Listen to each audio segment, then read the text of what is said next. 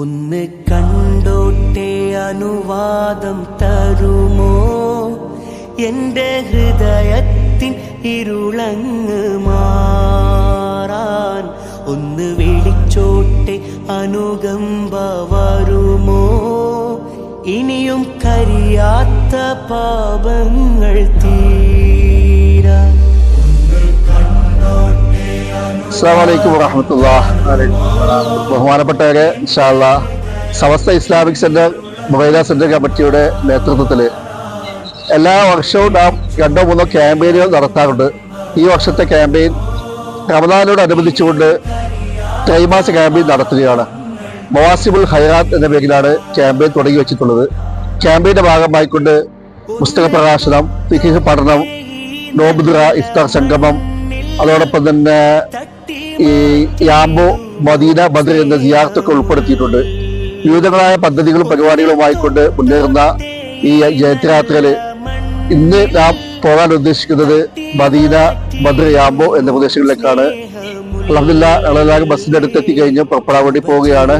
ഇൻഷാ അല്ലാഹ് നമ്മുടെ പദ്ധതികളൊക്കെ വിജയിപ്പിക്കുന്ന നിങ്ങളോടൊക്കെ അകമൊഴിഞ്ഞ സഹായം സഹകരണങ്ങൾക്ക് നന്ദി രേഖപ്പെടുത്തിക്കൊണ്ട് ഇൻഷാ അല്ലാഹ് തുടർന്നുള്ള പ്രാർത്ഥന ഉൾപ്പെടുത്തണമെന്ന് അഭ്യർത്ഥിച്ചുകൊണ്ടും ഇൻഷാ അല്ലാഹ് ക്യാമ്പയിനെ സംബന്ധിച്ച് 2 വാക്കുകൂടി വിശദീകരിച്ചുകൊണ്ട് സെക്രട്ടറി അവതരിപ്പിക്കുന്നതാണ്. സെക്രട്ടറി സ്വാഗതം ചെയ്യുന്നു. അസ്സലാമു അലൈക്കും വറഹ്മത്തുള്ളാഹി. നമ്മുടെ പ്രസിഡന്റ് സൂചിപ്പിച്ച പോലെ തന്നെ മവാസിമുൽ ഖൈറാത്ത് എന്ന പേരിൽ നമ്മൾ നടത്തുന്ന ത്രൈമാസ ക്യാമ്പയിന്റെ ഒരു ഘട്ടമാണ് ഈ മദീന, യാംബോ, ബദർ യാത്ര. അതിന് പുറപ്പെടാനിരിക്കുകയാണ്.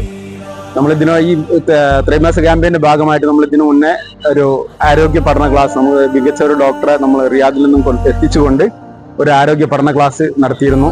ഇനിയും നമ്മൾ പല പരിപാടികളും നടത്തുന്നുണ്ട്, നോമ്പുതുറ ഉൾപ്പെടെയുള്ള പരിപാടികൾ. ഏതായാലും ഇപ്പോൾ മദീന, യാംബോ യാത്രക്ക് പുറപ്പെടാനുള്ള തയ്യാറെടുപ്പാണ്.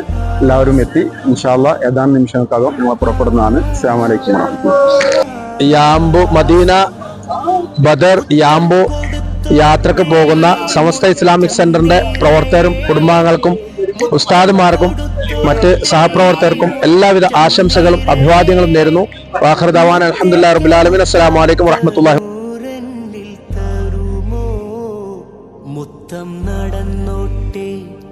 മുത്തം നടന്നോട്ടെ നബി പോയ വഴിയേ, മുത്തേ മടങ്ങുമ്പോൾ ഒരു കൈ തരാമോ?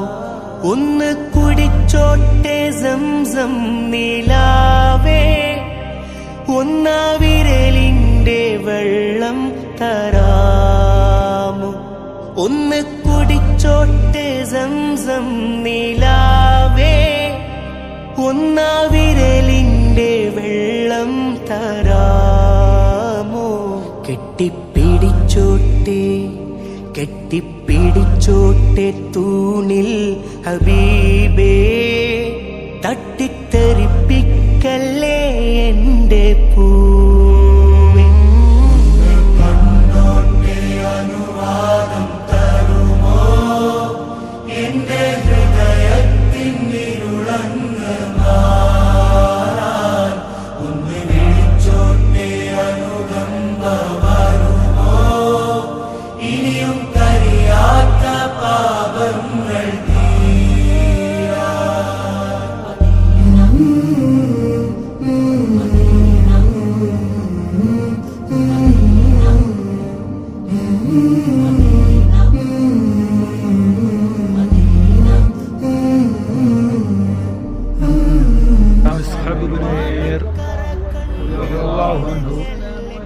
السلام عليك يا شماس بن عثمان رضي الله عنه. السلام عليك يا من تستشهد بنصرة الإسلام والمسلمين.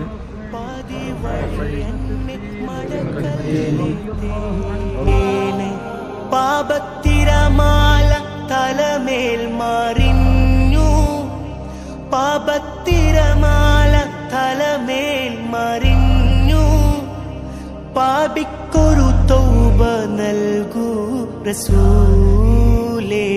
ഭാരം ഇറക്കി വെക്കാനായി തുനിഞ്ഞു, ഭാരം ഇറക്കി വെക്കാനായി തുനിഞ്ഞു ഭാവിക്കൊരു ഹൈറി വഴി തന്നെ. അപ്പോ നമ്മളുള്ളത് ബദർ യുദ്ധം നടന്നിട്ടുള്ള ആ യുദ്ധം നടന്നിട്ടുള്ള സ്ഥലത്താണ്.